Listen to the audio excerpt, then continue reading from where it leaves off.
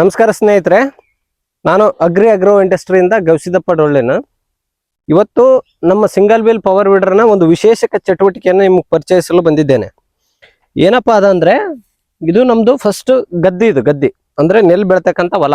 ಈಗ ಇದಕ್ಕೆ ನಾವು ಬೇಸಿಗೆ ಬೆಳೆ ಅಂತ ಹೇಳ್ಬಿಟ್ಟು ಇದಕ್ಕೆ ಮೆಕ್ಕೆಜೋಳ ಹಾಕಿದೀವಿ. ಇಲ್ಲಿ ನೋಡ್ರಿ, ಇದು ಫುಲ್ ಇದು ನೆಲ್. ಇದು ಕಸ ಅಲ್ಲ, ನೆಲ್. ಇದು ಈಗ ಇದರಲ್ಲಿ ಕಸನೇ. ಇದು ಈಗ ಈ ಮೆಕ್ಕೆಜೋಳ ಹೊಲದಲ್ಲಿ ಈ ನೆಲ್ ಹುಟ್ಟಿರೋದ್ರಿಂದ ಭಾರಿ ಕಾಂಪಿಟೇಷನ್ ಐತಿ ಮೆಕ್ಕೆಜೋಳಕ್ಕೆ ಮತ್ತು ನೆಲ್ಲಿಗೆ. ಈಗ ನಾವೇನ್ರ ಮಾಡಿ ಇದನ್ನ ಕಳೆ ಕ್ಲೀನ್ ಮಾಡ್ಲೇಬೇಕು. ಈಗ ಮಾಡ್ಲಿಕ್ಕೆ ನಮಗೆ ಇರತಕ್ಕಂಥ ಪ್ರಾಬ್ಲಮ್ ಏನಪ್ಪಾ ಅಂದ್ರೆ, ಮೆಕ್ಕೆಜೋಳ ಸಣ್ಣದಿದೆ. ಈ ಸಣ್ಣ ಮೆಕ್ಕೆಜೋಳದಲ್ಲಿ ನಾವು ಈಗ ಎತ್ತುಗಳಿಂದ ಹೊಡೆದ್ರೆ ಎತ್ತುಗಳಿಗೆ ಸಾಲ್ ಕಾಣಲ್ಲ. ಹಂಗಾಗಿ ನಾವು ಸಿಂಗಲ್ ವೀಲ್ ಮಷೀನಿಂದ ಹೊಡಿತಾ ಇದ್ದೀವಿ. ಸೊ ಬರ್ರಿ, ಇಲ್ಲಿ ನೋಡ್ರಿ, ಇಲ್ಲಿ ತೋರ್ಸಪ್ಪ, ಈ ಸಾಲ್ ತೋರ್ಸ ಹೆಂಗ್ ಹೊಡಿದೀವಿ ನೋಡ್ರಿ. ಈ ತರ ನೀಟ್ ಆಗುತ್ತೆ. ಇದು ಮಡಿಕೆ ಹೊಡೆದಿರೋದು. ಇದೆಲ್ಲ ಸುಮಾರು ನೋಡ್ರಿ ಇಷ್ಟು ಈ ಲೆವೆಲ್ಗನ ಹೋಗ್ತಾ ಇದೆ ಡೆಪ್ತ್. ಇನ್ನು ಡೆಪ್ತ್ ನಾವು ಕಳಿಸ್ಬೋದು, ಬಟ್ ನಾಟ್ ನೆಸೆಸರಿ ಅಂತೇಳಿ ನಾವು ಇಷ್ಟ ಕಳಿಸಿವಿ. ಅಂದ್ರೆ ಅವಶ್ಯಕತೆ ಇಲ್ಲ, ಇದಕ್ಕಿಂತ ಮೇಲೆ ಹೋಗೋದ್ರಿಂದ ನಮಗೂ ಅವಶ್ಯಕತೆ ಇಲ್ಲ. ಈಗ ಇದರಲ್ಲಿ ಫುಲ್ ಇಲ್ಲಿಂದ ಇಲ್ಲಿ ಕುಂಟಿ ಹಾಕಿ ಹೊಡಿಬೋದಾಗಿತ್ತು. ಆದ್ರೆ ಈ ಮಡಿಕೆ ಹಾಕಪ್ಪ ಹೊಡಿದೀವಂದ್ರೆ ಅದಕ್ಕೂ ಒಂದು ರೀಸನ್ ಐತಿ. ಬರ್ರಿ ನಿಮ್ಗೆ ಪ್ರಾಕ್ಟಿಕಲ್ ಆಗಿ ತೋರಿಸ್ತೀನಿ.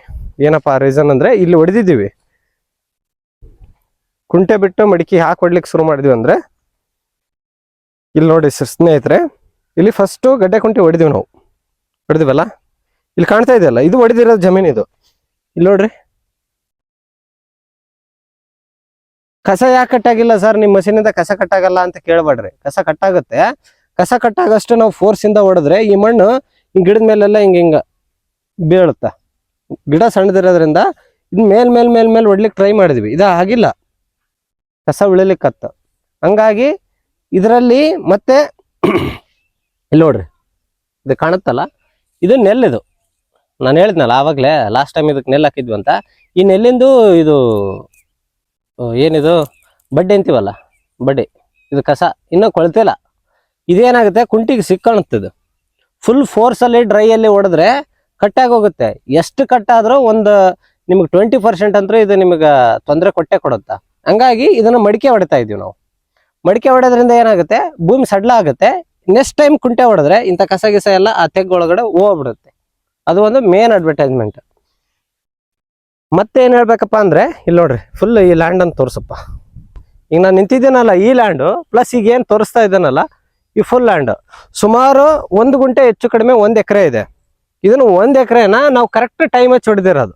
ಎಷ್ಟೊತ್ತಿಗೆ ಹೊಡಿತೀವಿ, ಡ್ಯೂರಬಿಲಿಟಿ ಏನೈತಿ ನಮಗೆ ಕಸ್ಟಮರ್ ರಿವ್ಯೂ ಹೇಳಿದ್ರು. ಅಂದ್ರೆ ಕಸ್ಟಮರ್ ಹೇಳಿದ್ರು ನಮಗೆ, ನೋಡಿ ಸರ್ ಹಿಂಗೆ ಇಷ್ಟು ಬರುತ್ತೆ ಮೈಲೇಜ್, ಹಿಂಗಿಲ್ಲ ಅಂತ. ನಾವು ಕಸ್ಟಮರ್ ಫೀಡ್ಬ್ಯಾಕ್ ಕೇಳಿ ನಾವು ಟ್ರಯಲ್ ಮಾಡ್ಬೇಕಾದ್ರೆ ಏನ್ ಮಾಡ್ತೀವಿ, 10 ಸಾಲು ಹೊಡಿತೀವಿ. 10 ಸಾಲು ಎಷ್ಟು ಹೊಡಿತೀವಿ ಅಂದ್ರೆ, ಇದು 1 ಎಕರೆದಲ್ಲಿ ಎಷ್ಟು ಸಾಲು ಕುಂದಿರುತ್ತೆ, ಈ ತರ ಕ್ಯಾಲ್ಕುಲೇಷನ್ ಮಾಡಿ ನಮ್ಮ ಮೈಲೇಜ್ ಇಷ್ಟು ಬರುತ್ತೆ ಅಂತ ನಾವು ಟಾರ್ಗೆಟ್ ಹಾಕೊಂಡು ಒಂದೊಂದು ನೆಲದಲ್ಲಿ ಮಾಡಿದ್ವಿ. ಯಾಕಂದ್ರೆ ಎಕರೆ ಗಟ್ಟಲೆ ಹೊಡ್ಲಿಕ್ಕೆ ಸಮಯ ಇರಲ್ಲ, ಸಮಯದ ಅಭಾವ. ಈಗೇನಾಯ್ತು, ಇದು ನಮ್ಮ ಲ್ಯಾಂಡ್ ಅಲ್ಲೇ ಎತ್ಗಳಿಂದ ಆಗಲ್ಲ, ಮತ್ತೆ ನಮ್ಮ ಲ್ಯಾಂಡೇ ಸ್ವಂತ ಆಗಿರೋದ್ರಿಂದ ನಾವೇ ಹೊಡಿಬೇಕಾದ ಅನಿವಾರ್ಯತೆ ಇದ್ದಾಗ ನಾವೇ ಟೈಮ್ ಹೆಚ್ಚು ಹೊಡೆದ್ಬಿಡೋಣ, ಎಷ್ಟಾಗುತ್ತೆ ಅಂತ ಹೇಳಿ ಹೊಡೆದಾಗ 2.5 ಗಂಟೆಯಲ್ಲಿ 1 ಎಕರೆ ಹೊಡೆದಿದ್ವಿ ನಾವು ಮಡಿಕೆನ. ಕುಂಟೆ ಹೊಡೆದ್ರೆ ಇನ್ನೊಂದು ಅರ್ಧ ಗಂಟೆ ಮುಂಚೆ ಆಗುತ್ತೆ, ನೋ ಡೌಟ್. ಅದರಲ್ಲಿ ಯಾವುದೇ ತರದ ಡೌಟ್ ಇಲ್ಲ. ಆದ್ರೆ ಕುಂಟೆ ಹೊಡಿಲಿಕ್ಕೆ ಇಷ್ಟೆಲ್ಲ ಇದರಲ್ಲಿ ತೊಂದರೆ ಇದೆ. ಓಕೆನಾ? ಬರ್ರಿ, ಈಗ ಲ್ಯಾಂಡ್ ನೋಡಿದ್ರಲ್ಲ ನೀವು. ಈಗ ಇದನ್ನ ಬಿಫೋರ್ ಅಂದ್ರೆ ಹೊಡಿಲಿಕ್ಕಿಂತ ಪೂರ್ವದಲ್ಲಿ, ಅಂದ್ರೆ ಎತ್ತುಗಳಿಗೆ ಸಾಲ್ ಕಾಣಲ್ಲ, ಆಮೇಲೆ ಕಸ ಜಾಸ್ತಿ ಇದೆ, ಇದು ಸಿಕ್ಕೊಳ್ಳುತ್ತೆ ಅಂದಲ್ಲ, ಬಿಫೋರ್ ಯಾವ ತರ ಇರುತ್ತೆ ಈ ಹೊಲ ಅನ್ನೋದನ್ನ ತೋರಿಸ್ತೀನಿ. ಮತ್ತೆ ನಮ್ಮ ಸಿಂಗಲ್ ವೀಲ್ ಮಷೀನ್ ಅಲ್ಲಿ ಕಾಣ್ತಾ ಇದೆ ಅಲ್ವಾ, ಒಂದ್ಸತಿ ನಿಮಗೆ ಟ್ರಯಲ್ ಮಾಡಿನೂ ತೋರಿಸ್ಬಿಡ್ತೀನಿ. ಓಕೆನಾ? ಬರ್ರಿ ಅಲ್ಲಿ ನೋಡಿ, ನಮ್ಮ ಸಿಂಗಲ್ ವೀಲ್ ಮಷೀನ್ ಕಾಣ್ತಾ ಇದೆ ಅಲ್ವಾ, ಅದನ್ನ ನಿಮ್ಗ ಖುದ್ದಾಗಿ ಹೊಡೆದಕ್ಕಿಂತ ಪೂರ್ವದಲ್ಲಿ ಹೆಂಗೈತಿ, ಹೊಡೆದ ಮೇಲೆ ಹೆಂಗೈತಿ, ವಿತ್ ಪ್ರಾಕ್ಟಿಕಲ್ ಆಗಿ ನೋಡ್ಬಿಡೋಣ.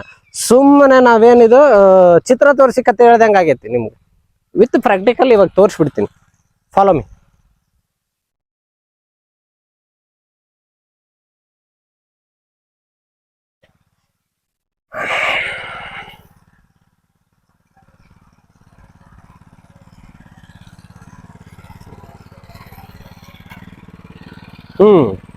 ಇಲ್ಲಿ ನೋಡ್ರಿ,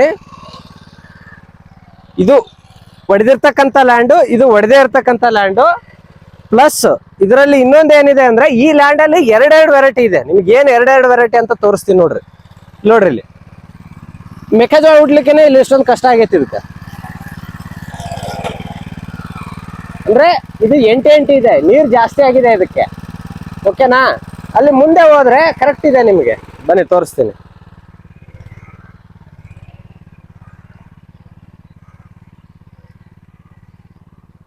ನೋಡ್ರಿ ಇಲ್ಲಿ ನೋಡ್ರಿ, ಇಲ್ಲೇನಿದೆ ಎಂಟಿ ಇಲ್ಲ, ಇಲ್ಲಿ ಕರೆಕ್ಟ್ ಇದೆ ಲ್ಯಾಂಡ್.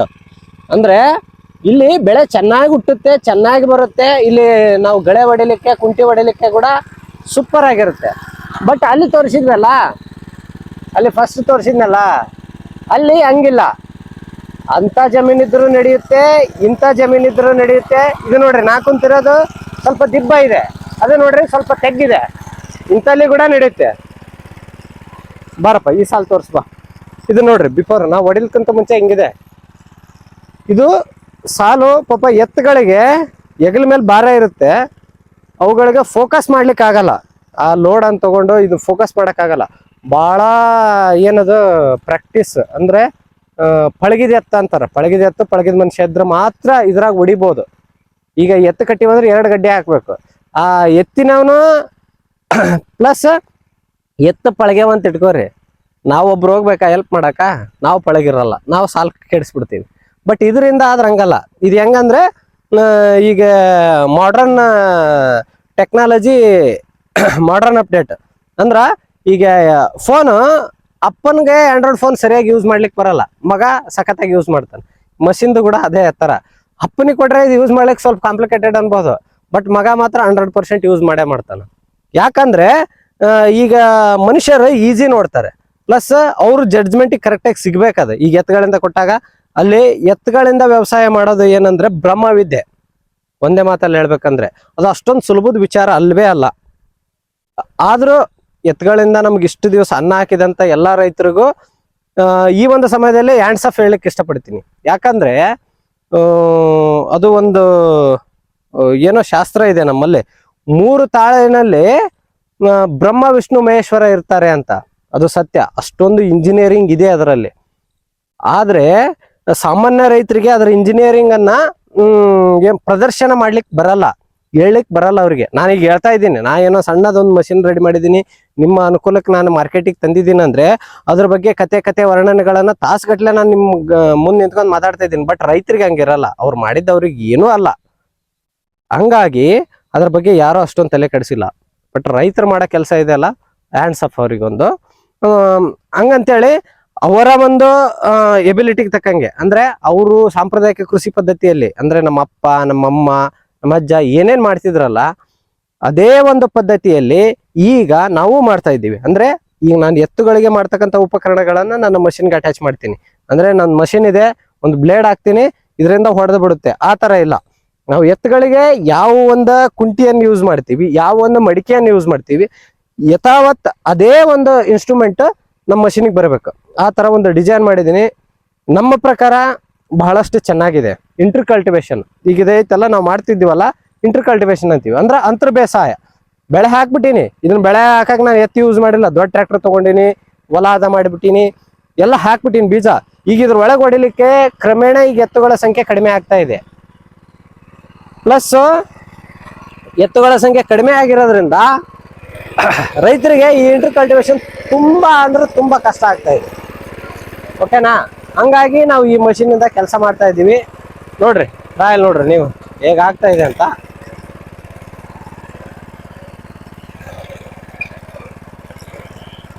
ನಾನು ಓಡಿಸ್ತೀನಿ ಅಣ್ಣ, ನಾವು ಸ್ವಲ್ಪ ಟ್ರಯಲ್ ಮಾಡ್ತೀವಿ. Ready, start.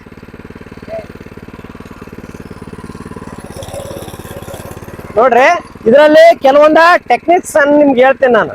ಅಂದ್ರೆ ಇದಕ್ಕ ಸರ್ ಇದನ್ನ ಹೊಡಿಲಿಕ್ಕೆ ನಮ್ಗೆ ರೂಢಿ ಬೇಕಾ ಅಂತ ನೀವು ಕೇಳೋದಾದ್ರೆ ಖಂಡಿತ ಬೇಕು.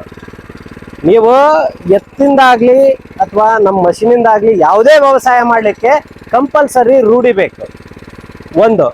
ಇನ್ನೊಂದು ಏನಂದ್ರೆ ಸೈನ್ಸ್ ಬೇಕು. ಏನ್ ಸರ್ ನೀವು ಅಗ್ರಿಕಲ್ಚರ್ಗೆ ಸೈನ್ಸ್ಗೆ ಕಲೆಕ್ಟ್ ಮಾಡ್ತೀರಿ? ಹೌದು, ಬಹಳ ಸೈನ್ಸ್ ಬೇಕು. ಅಂದ್ರೆ ಲ್ಯಾಬ್ರೇಟರಿಲಿ ಹೋಗಿ ಟೆಸ್ಟ್ ಮಾಡಿ ಇದು ಮಣ್ಣು ಎಷ್ಟು ವೆಟ್ ಐತಿ ಎಷ್ಟು ಡ್ರೈ ಐತಿ ಅಂತೇಳಿ ಕಂಪೋಸ್ ಮಾಡಿ ನಾವು ವ್ಯವಸಾಯ ಮಾಡೋದಲ್ಲ. ಈಗ ಮಣ್ಣು ನೋಡೋದ್ರೇ ಗೊತ್ತಾಗ್ಬಿಡ್ಬೇಕು ಇದು ಇಷ್ಟ ಇವತ್ತು ಅದಕ್ಕೆ ಬರುತ್ತೆ ಹೊಡಿಲಿಕ್ಕೆ, ಇವತ್ತು ಅದಕ್ಕೆ ಬರಲ್ಲ. ಇದೇ ಇದ್ರಲ್ಲಿ ಸೈನ್ಸ್. ಇದರಲ್ಲಿ ರೈತರು PhD ಮೇಲೆ ಡಬಲ್ PhD ಮಾಡ್ಯಾರ. ಸೊ ಹಂಗಾಗಿ ಈ ಅದಕ್ಕೆ ಬಂದಾಗ ನಾವು ಹೊಡೆದ್ರೆ ಕರೆಕ್ಟ್ ಆಗುತ್ತೆ ಅನ್ನೋದು ಕರೆಕ್ಟಾಗಿ ರೈತರಿಗೆ ಗೊತ್ತಿರ್ಬೇಕು. ಈಗ ಹೊಡೆಯೋಣ. ಈಗ ಈ ಮಷಿನ್ ಐತಲ್ಲ ಒಂದೇ ಗಾಲಿ ಇರೋದ್ರಿಂದ ಈ ಕಡೆ ಜೋಲೆ ಆಗುತ್ತೆ ಅಂದ್ರೆ ಖಂಡಿತ ಜೋಲೆ ಆಗುತ್ತೆ. ಬಟ್ ಅದು ನಿಮ್ಮ ಕೈಯಲ್ಲಿ ಇರುತ್ತೆ ಬ್ಯಾಲೆನ್ಸ್. ಮಷಿನ್ ಹೊಡಿಬೇಕಾದ್ರೆ ಯಾವತ್ತು ಈ ಪೊಸಿಷನ್ ಅಲ್ಲಿ ನಿಲ್ಬಾರ್ದು, ಈ ಪೊಸಿಷನ್ ಅಲ್ಲಿ ನಿಲ್ಬೇಕು.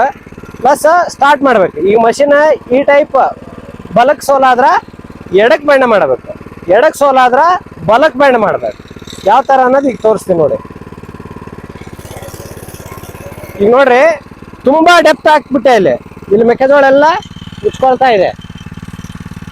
ಹಂಗಾಗಿ ಇದನ್ನ ಮೇಲೆ ಹೊಡಿಬೇಕು. ಅಂದ್ರೆ ಅಷ್ಟೊಂದು ಒಳಗೆ ಹಾಕ್ಬಾರ್ದು, ಇಷ್ಟೇ ಮೇಲೆ.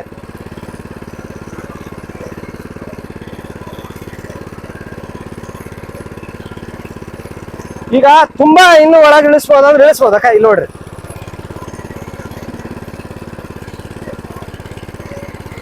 ಇಲ್ಲಿ ನೋಡ್ರಿ ಮೆಕ್ಕೆಜೋಳ ಎಲ್ಲ ಮುಚ್ಚೋಗುತ್ತೆ ನೋಡ್ರಿ ಅಕ್ಕ, ಕಾಣ್ತೆ. ಇದರಲ್ಲಿ ಸೈನ್ಸ್ ಇದೆ. ಇದು ರೈತರಿಗೆ ಬಹಳ ಚೆನ್ನಾಗಿ ಗೊತ್ತಿರುತ್ತೆ. ನಮಗೂ ಇನ್ನೂ ಅಷ್ಟೊಂದು ಗೊತ್ತಿಲ್ಲ. ರೈತರಿಗೆ ಇದ್ರ ಬಗ್ಗೆ ತುಂಬಾ ನಾಲೆಡ್ಜ್ ಇರುತ್ತೆ. ಅದಕ್ಕೆ ಸ್ವಲ್ಪ ಮೇಲೆ ಹೊಡ್ಯಾನ.